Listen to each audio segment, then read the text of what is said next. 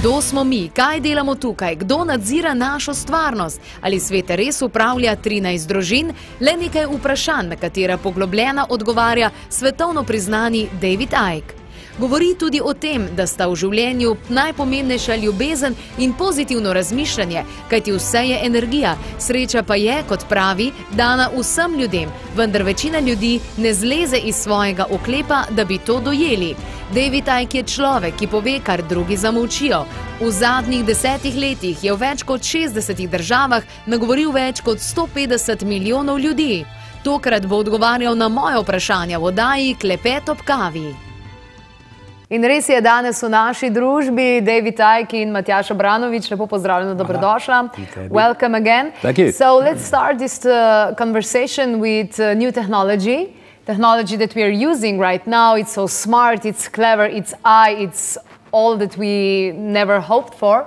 But is it really so modern? Is this really something new, or is the real technology, modern technology, hidden? Well, around the world are underground bases. They call them DUMBs, deep underground military bases. And in those and other hidden areas, technology that is way ahead of anything in the public arena is being developed. But way ahead, you mean like, I don't know, 5 years, 10 years, or a decade? Even further. Anything we see in the public arena at the cutting edge of technology is way back from what they actually have. And what I've uncovered over the years is this. There is an agenda. It goes way back, and it has been to take complete control of the human mind and human perception, right down to human thought and human emotion, so that you can basically turn the population into robots. And what we're seeing now is the people that are promoting this openly describing exactly that world. There's a man in America, he's a Google executive. I call him the PR man for Frankenstein. It's called Ray Kurzweil. Yes, yes. And he's openly talking about the fact that by 2030, the human brain will be, via technology, connected to what he calls the cloud. And the cloud is artificial intelligence.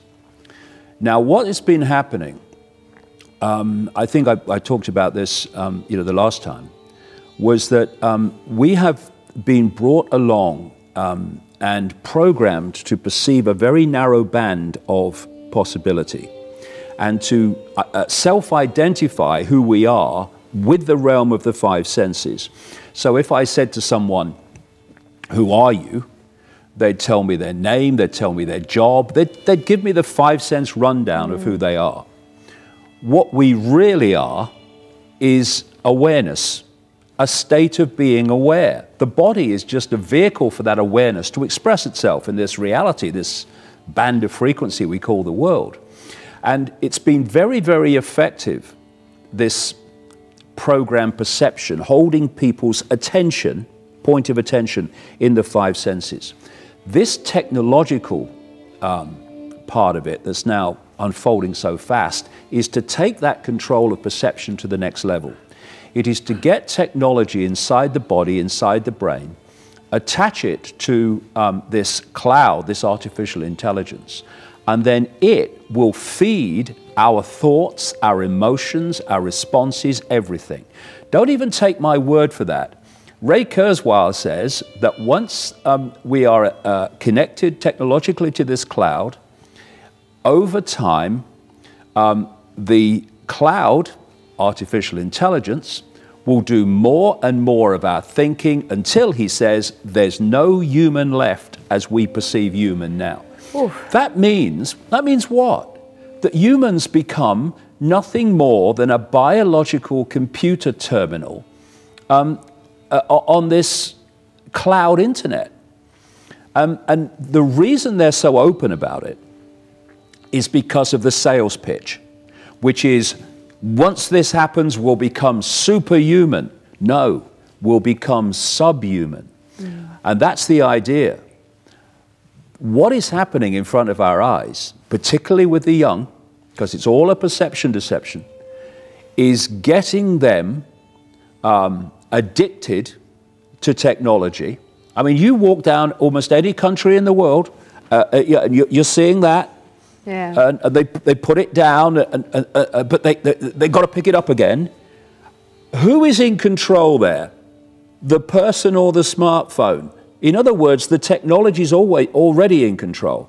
And this has been the plan. Stage one, get them addicted to technology that they hold. This is the smartphones, the tablets.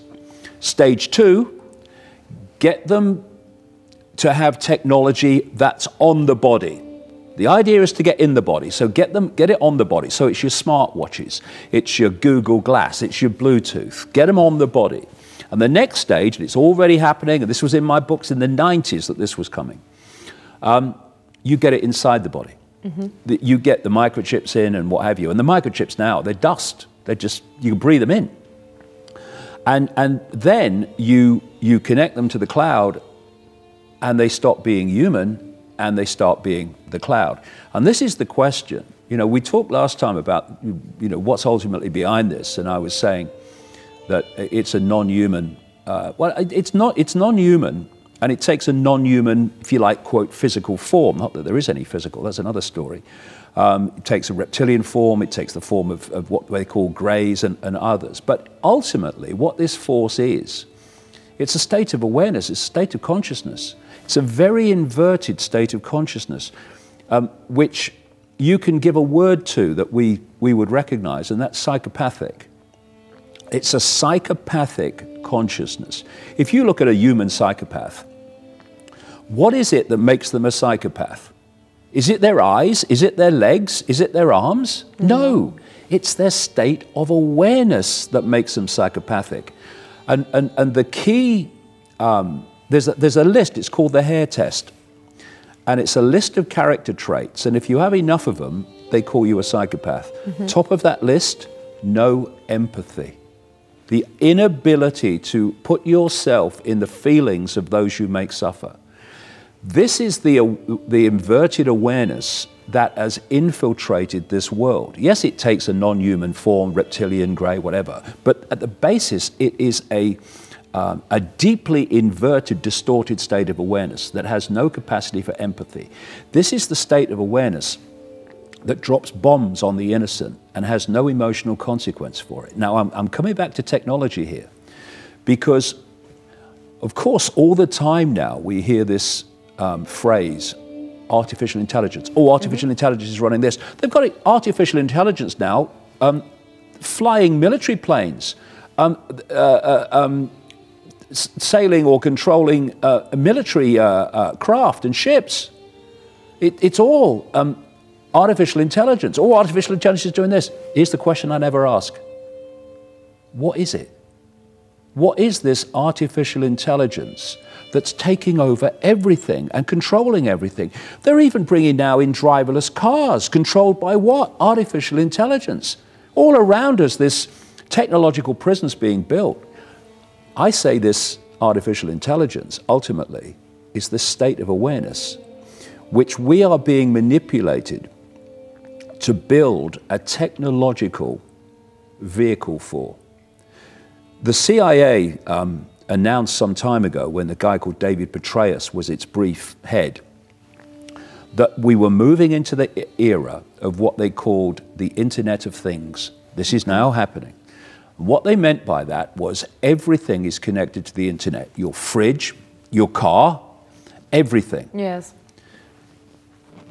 And therefore, as we've seen with this WikiLeaks dump of files about the way the CIA were hacking into smartphones and televisions and everything, it means, how can they hack into a smart television and film you and record you in your own home?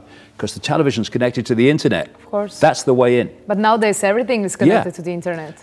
So if you attach everything to the internet, including eventually the human mind, the cloud, that's what the internet is, then whoever controls the internet controls everything attached to it, including the human mind. And this is what is happening all the time. And we need to take a step back, and because people have got caught into this enthusiasm about technology. So, you know, you've got a smartphone. Oh, I've got a tablet. Oh, I've got this. Oh, have you seen the latest? I've got to have the latest. Now, what this is doing is creating a momentum, pushing forward. Have you seen the latest technology? Have you seen the latest technology? And eventually, have you seen the latest? What you do is you put that little chip in your head and it connects you to the internet. It takes you to the cloud. Isn't that great? And what I'm trying to say to people is, no, it ain't great. Take a breath, take a step back, look at what's really happening. The human race is being taken over by technological artificial intelligence, and it's happening by the day. And we want it. We're being manipulated to want it. Yeah. And this is the reason they're targeting the young. Because the young are not always young. They move into the positions of power. They become the general population eventually. And if you have addicted them to technology, then they will carry on with that through their adult lives and accept this, this state of technological robotic awareness, which by then they'll mistake for their own mind. And this is the thing. Do we want to think for ourselves, or do we want to just become a computer terminal for an artificial intelligence? But how many years is this intelligence, artificial intelligence, present on Earth? Oh, how many? Going way back. You know, I remember 50,000 years, 70,000. Well, you know, I would like to put a date on it, but it goes way back, thousands, tens of thousands of years, and then probably, and then a heck of a lot more. And there was a shaman in Central America, yeah, who asked a question, because he was talking about this. This is the whole thing. When I've been around the world and I've talked to shamans and looked at the stories and the legends of ancient peoples, they are telling you this. They're using their own terms, they're using their own descriptions, they're using their own names, but they're describing this non-human force manipulating human affairs. And this shaman asked this question: explain to me the brilliance of man the engineer against his stupidity of his beliefs and superstitions. How can you be so brilliant as an engineer and then buy these ridiculous superstitions and stuff? And the answer to that is, humanity has been covertly developed mentally, intellectually, to become able to technologically build this prison, but not at the same time wise enough and awake enough to see that that's what they're doing. So this is why it's more important to be wise and creative than clever and have, I don't know, high IQ. Well, you know, cleverness without wisdom is the most destructive force on earth. It's very clever to build an atomic bomb. It's not very wise to do so. It's even less wise to use it.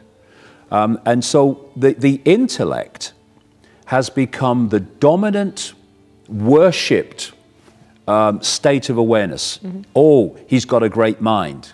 Well, the mind is a very low level of consciousness. Compared with expanded awareness beyond mind, it's the village idiot.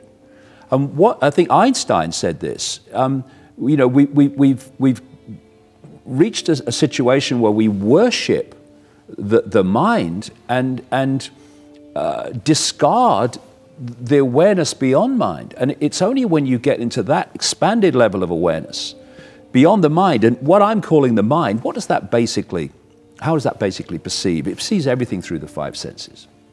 When you go beyond the five senses into expanded awareness, you see the world in a completely different way, and you also see how limited the intellect is. And this is another thing that I write about. We have two hemispheres of the brain. Mm-hmm. The left side of the brain, although there are crossovers, of course there are, but the left side of the brain is basically the intellect. It sees the world in the way that people perceive the world, hierarchy and structure, and this world. The right brain is the creative, it's the maverick, it's the spontaneous. And that's what they want to shut down. And if you look at the education system, which children go in from the very earliest age now, it's all about getting that engaged and suppressing that. In Slovenia as well, they don't dance so much, they don't sing, they don't write, I don't know, poetry, they don't use the brush and then create something. Exactly. That's another thing. What they're doing, I don't know what it's like in Slovenia, but what they're doing in Britain and other countries, America, is that even in preschool, they're now introducing what you might call academic type subjects.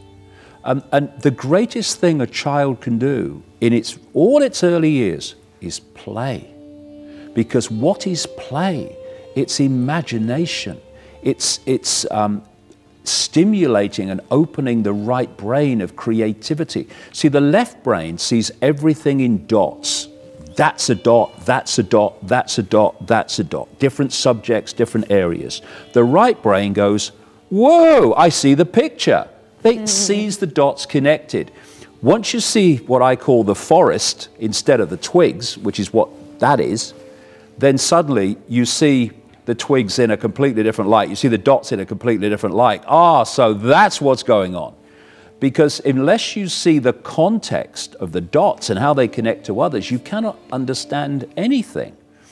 And so that's why they want the right brain shut down. And this is why funding for the arts and drama and all this, all being cut at the expense of academic subjects which lock people in here. I read somewhere that if we want to use our instincts, our intuition, we need to equally the left and the right brain, that we come together in the harmony. That's the biggest fear they have.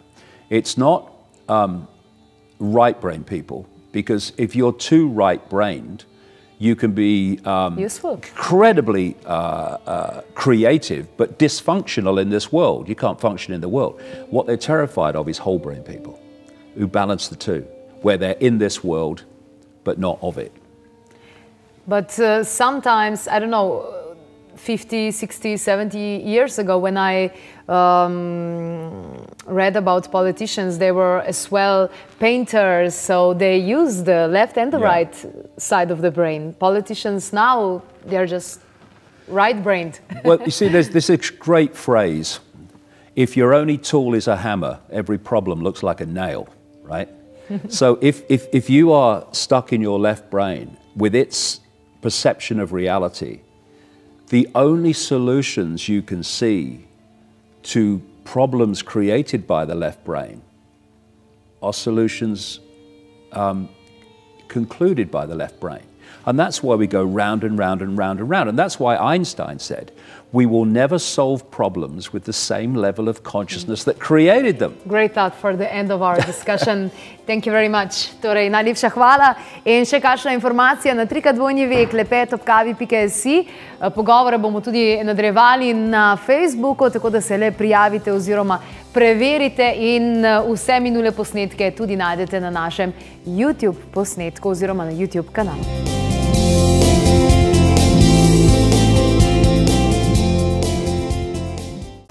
A ti je bil posnetek všeč? Ja, super bi bilo, če ga deliš tudi s svojimi prijatelji. Še kakšna informacija glede novic in vsega ostalega, pa na www.klepetobkavi.si. Naj vam bo svet lep.